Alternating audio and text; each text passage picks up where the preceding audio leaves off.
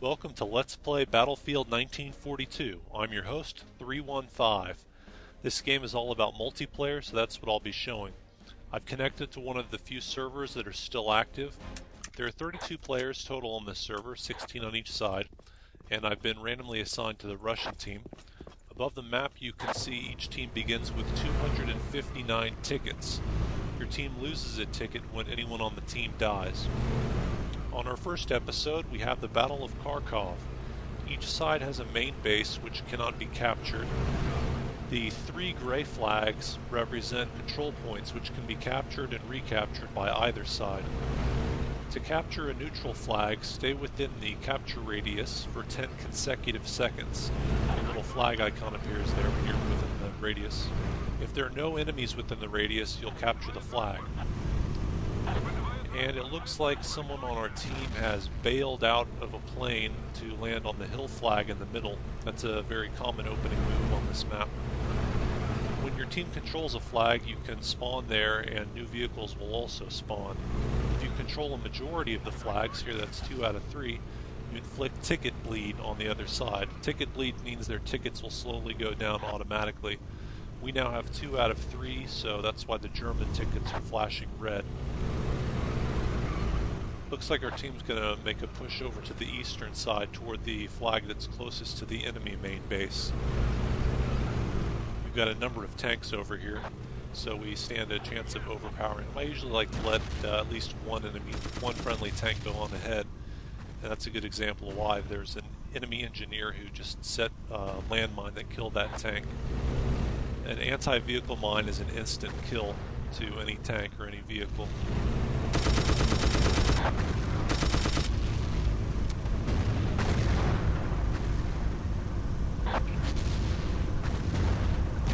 The radar shows all of the people on the Russian side in blue. You can't see any of the enemy in red even if they get spotted by somebody.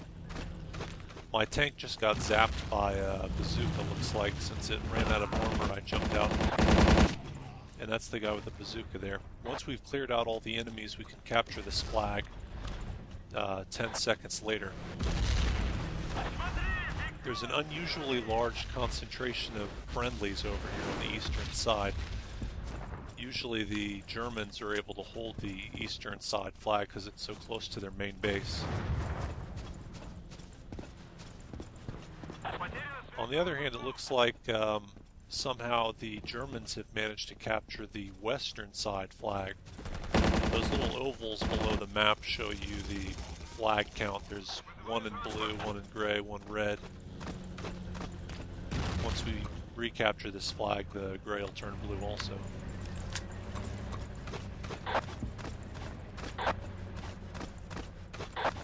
If you go further to the south over here, that's where the enemy's main base is. Right now I'm going to head over to that one German flag. Presumably they had someone jump out of a plane and capture it. Maybe they sent a vehicle over there like a jeep and got around everybody, but probably someone bailed out. I've spotted an enemy engineer over in the distance. The name tag shows time to die. That's a player who's a regular on the server, always on here. And he's kind of a sneaky player, so I'm going to keep my distance. The engineers have dynamite which they can remotely detonate. And it looks like he had tried to set up a trap. Normally, if you're a medic, as I spawned in, you've got a machine gun and engineers only have a rifle, so you just go in really close and start shooting at them. The medics have the ability to heal themselves and their teammates. On Battlefield 2, they also have the ability to revive teammates and throw out med packs, but you can't do that here. The good news is that the medic's machine gun is really, really strong on this game. Very accurate even at range, especially if you crouch down while you're firing. And it's also pretty accurate when you're on the move. The assault troop that you can spawn as has a machine gun with stronger bullets, but it's less accurate and you lose the ability to heal yourself. The assault also doesn't have any extra weapons like a grenade launcher. Alright, so that was the Germans' only flag over here, so they've got a number of people. You shouldn't assault a flag like this directly, but just to show you how it would go, I'm going to give it a shot. First thing, you throw your 3 grenades and hopefully kill somebody or disorient the enemy.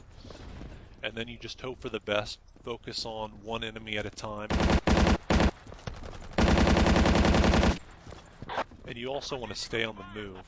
Makes it more difficult for them to hit you because of lag.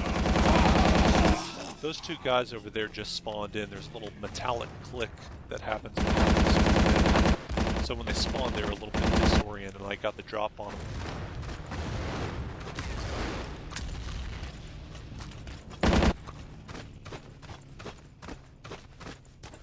And if there's no other enemies here, the flag gets capped.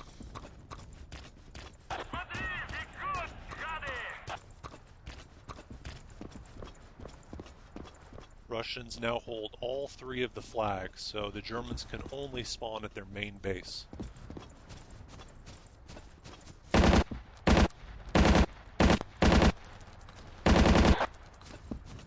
You can see there how accurate the medic's machine gun is, even at a pretty good distance.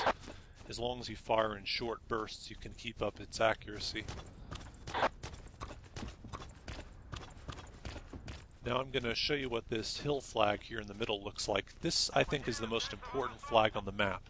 Usually it seems like the 2 teams will split the eastern and western flags, and whichever side tends to hold the middle flag the majority of the time, they'll usually win. They can inflict ticket bleed, of course, and it's also just a good overwatch position.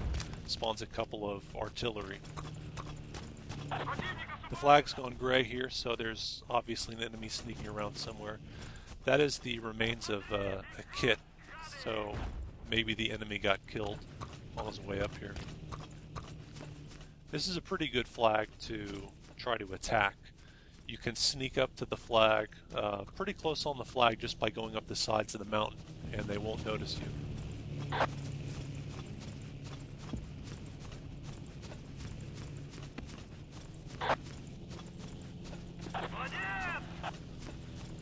That middle flag also has a couple of anti-aircraft batteries, by the way, whereas the eastern and western flags don't.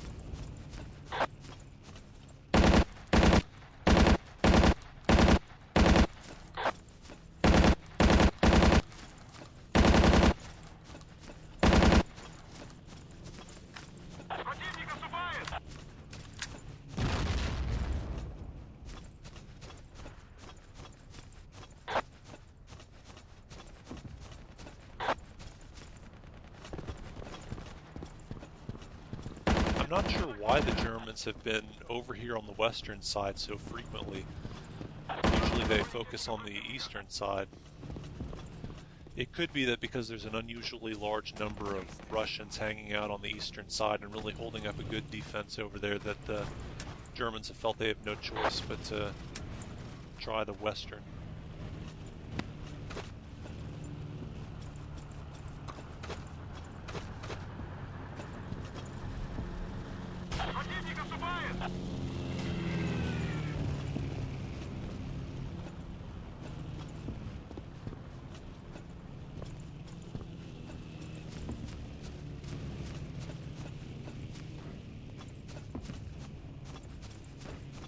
Stay tuned for part 2 of Kharkov.